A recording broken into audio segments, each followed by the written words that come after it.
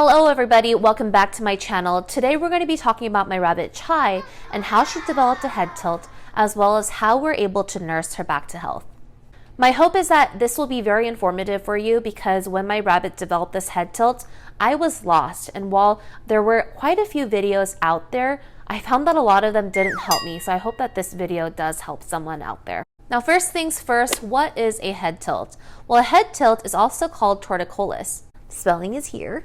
And a head tilt is exactly like it sounds. Basically, the neck will twist and turn to one side. It looks horrific, and it can be due to many different things.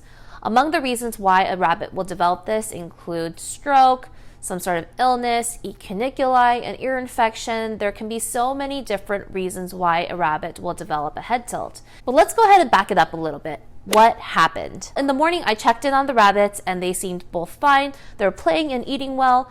I basically went out for groceries in the morning, came back, and I realized that something was a little bit off. Now, when I left for the groceries, everything seemed normal. But by the time I came back, I noticed that when both of them usually run up to the entrance of their enclosure, only one of them did. And Chai was kind of hanging back in the corner. Now, I didn't think too much of it, but I stepped into the enclosure and I coaxed her out, and I realized that she was slowly leaning to one side just a little bit. Within a matter of 10 minutes, I noticed her head starting to turn a little bit, almost to a 45-degree angle, and her tilt was going towards her left.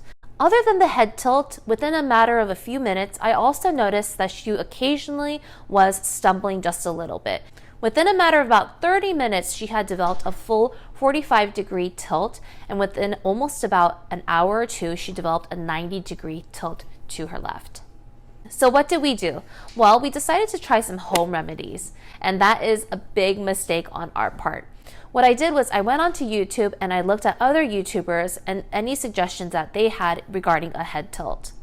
Among the various home remedies that popped up, there were two that constantly came up. The first one was putting olive oil and tea tree oil, some sort of mixture, into the ears directly to potentially kill off ear mites or an ear infection. And the second one was to use a horse dewormer called Panicer. So unfortunately, that's what we started to do. Within the matter of about a day or two, Chai was falling completely over to her left and scrambling to get back up. So we suspected it was probably an ear infection. And she was actually spinning within her cage, rolling and rolling over.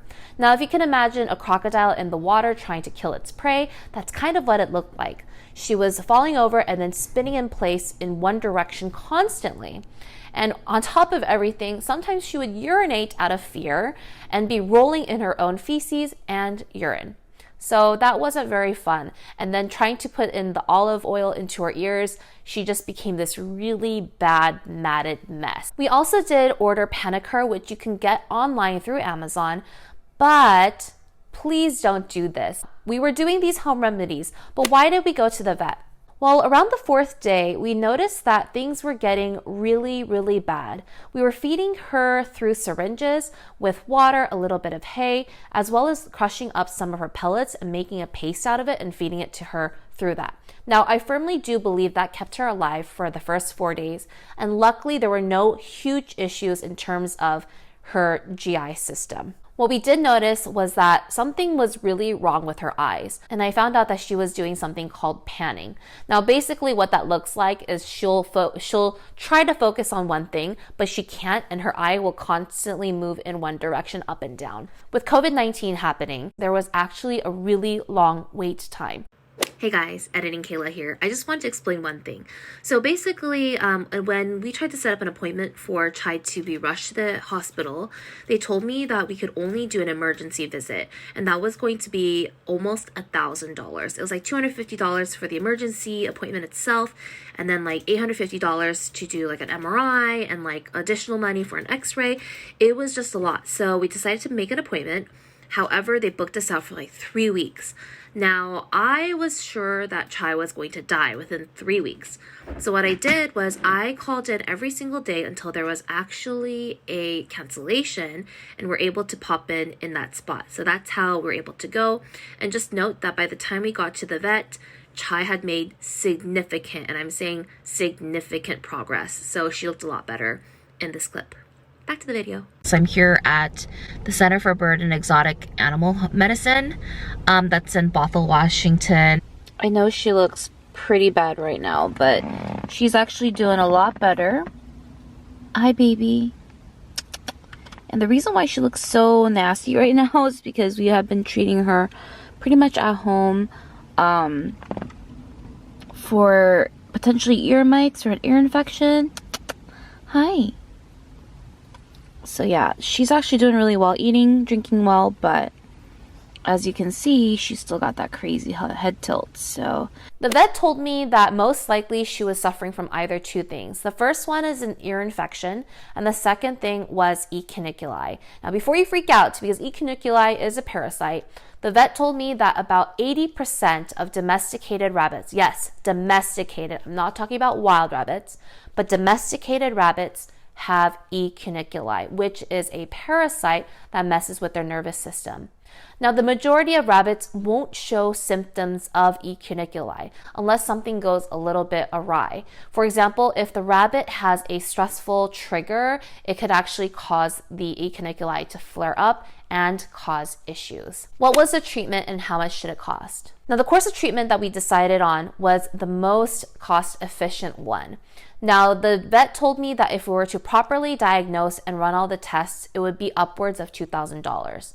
Now, I wasn't ready to shovel out that amount of money, so we decided to opt in for the two most common issues for a head tilt and treat her accordingly. What the doctor prescribed were 3 different medications. One was an anti-inflammatory, which would cause the inflammation to go down. The next thing was Panicur, which I was already administering. However, she had a very specific dosage for a rabbit. Now, the other one was an antibiotic that would help clear out anything, including anything that was causing an ear infection. Medicam, and this one, it says give 1 milliliter by mouth once daily for 10 days. The Medicam or the meloxicam is actually the anti-inflammatory. The next one is actually, it's called fenbendazole, which is actually the Panicur, or the Panicure. I don't know how to say it. But this one too, it says shake well before use, 0.3 milligrams or milliliters by mouth once daily for 30 days. Okay, now this one is the chloramethenical, which this is the one that says use gloves when administering this medication. 0.75 milliliters twice daily for 30 days. Other ones are once daily, but this one is twice daily. So I'm gonna do like morning and evening.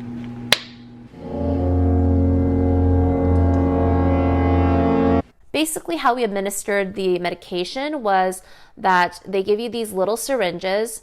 It's not sharp at all. It's just a little straw pretty much, and you put it into the liquid and then you draw up the medication to the specified amount. Watch out for the meniscus, which is, if you guys remember from science class, is the base of the curve of the liquid. The base of the liquid should actually reach the line of whatever amount you need to give her. And then you're ideally supposed to stick this into the side of the rabbit's mouth and inject it in.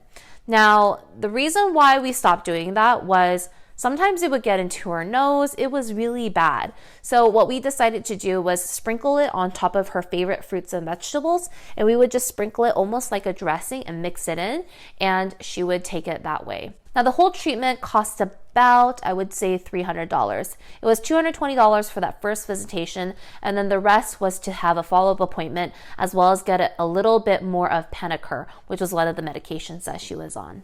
I forgot to mention that they also put her on something called critical care, which is almost like what we were feeding her before, but it's a more nutrient-dense powder that you mix with water, and you're supposed to syringe feed her with that.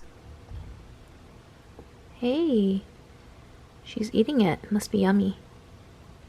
Oh, sorry, getting kind of messy. Oh, sorry, getting so messy. Now let's talk about Chai's progress. Within the first day of administering her medications, which was through a syringe, we noticed a stark difference in how she was doing. By the next morning, we noticed that she didn't seem to be rolling as much. By the third day, she would occasionally fall over, but she was no longer on her side. And by the fourth day, her neck started to kind of slowly come around. So I was shocked at how rapidly she was making progress. And honestly, Brian and I were talking about how heartbroken we were that she had to suffer for those few days before we could get those medications to her. Just a quick update on Chai. Her ear has finally flopped back down.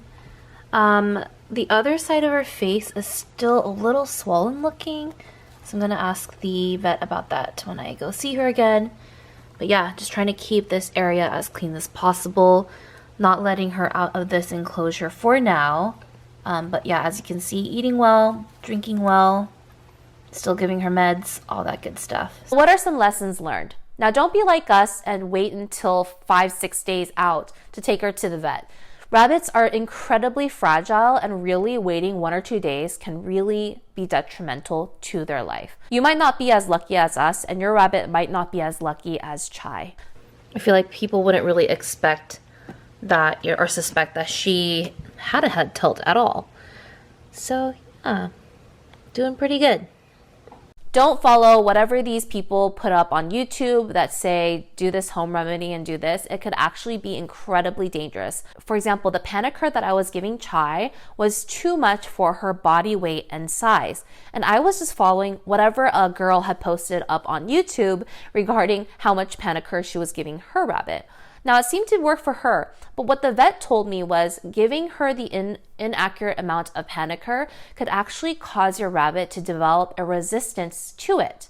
One question that I had for the vet was, is it safe for Chai to be around my other rabbit as well as my 2 dogs? And her answer was yes. She also said that transmission to dogs is incredibly low, like they have to be dousing themselves in their urine constantly in order for them to get it. I had read online that actually E. cuniculi can pass on to humans, and that was where I was really concerned, not only for our health, but also of my niece and nephew who are young kids. She told me as long as they're not incredibly immunocompromised, as in the person has AIDS or is undergoing chemotherapy, she said it is very, very rare. And she told me that no, it's very, very safe. I should not be concerned about that. Anyways, I hope that this was helpful for someone out there. I was online looking up E. cuniculi and ear infections everywhere, and I didn't find a whole lot of information. And the information that I did find, it was from people who were really not doing the safe things. So my suggestion is if your rabbit displays any issues, just take them to the vet. So anyways, I hope that this was helpful. I hope you guys learned something, and I hope that you never have this issue. That's all for today. I hope you guys have a great day. Hit the like button and subscribe, all that good stuff, and I'll see you guys in the next video. Bye. A little bit asleep, a little bit of a hop with her back leg. Going to the restroom row. And a head tilt can, now let's get, there were 2 things that appeared, and tortellini, what the heck is it called?